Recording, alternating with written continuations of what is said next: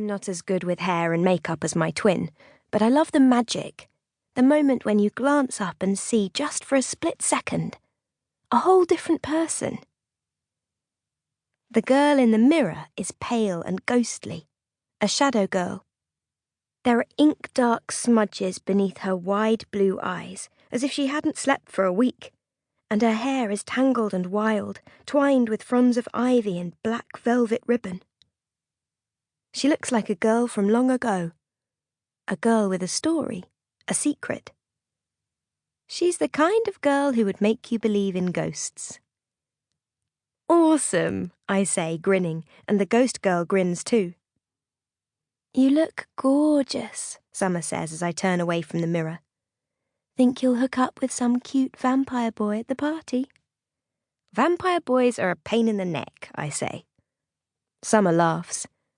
But the truth is that we are still at the stage of dreaming about boys in books, boys in movies, boys in bands.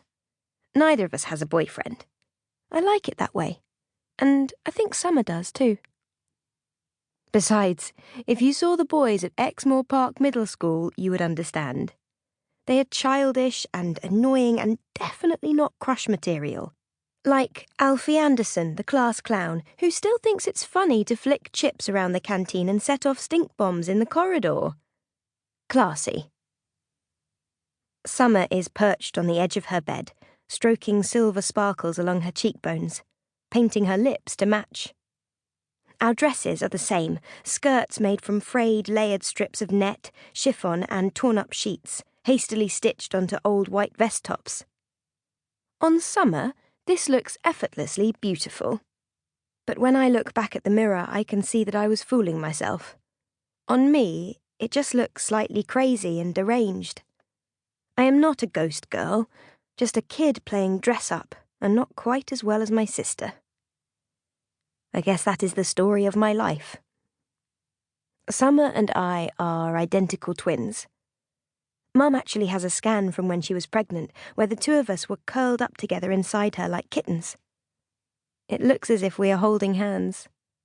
The picture is fuzzy and grey like a TV screen when the signal is lousy, and everything looks crackly and broken up. But still, it's the most amazing image.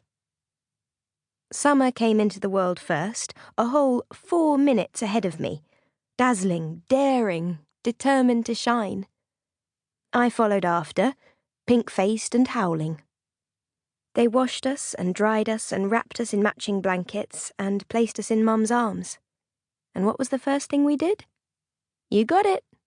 We held hands. That's the way it has always been, really. We were like two sides of the same coin. Mirror image kids, each a perfect reflection of the other. Right from the start, we each knew what the other one was thinking. We finished each other's sentences, went everywhere together, shared hopes and dreams, as well as toys and food and clothes and friends. We were each other's best friend. No, more than that. We were each other. Aren't they gorgeous, people would say. Aren't they the sweetest things you ever saw in your life? And Summer would squeeze my hand and tilt her head to one side, and I'd do the same, and we'd laugh and run away from the adults, back to our own little world. For the longest time, I didn't know just where Summer ended and I began. I looked at her to know what I was feeling, and if she was smiling, I smiled too. If she was crying, I'd wipe away her tears and put my arms around her, and wait for the ache inside to fade. It sounds cheesy, but if she was hurting, I hurt too. I thought it would be that way forever. But that's not the way it's working out. We both went to ballet class back then. We were ballet crazy. We had pink ballet bags with little pink ballet pumps and pink scrunchies, books full of ballet stories, and a whole box at home filled with tutus and fairy wings and wands. Looking back, I think I always liked the dressing up bit more than the actual dancing. But it took me a while to see that I was only crazy about ballet because Summer was. I saw her passion for dance, and I thought I felt it too. But really I was just a mirror girl.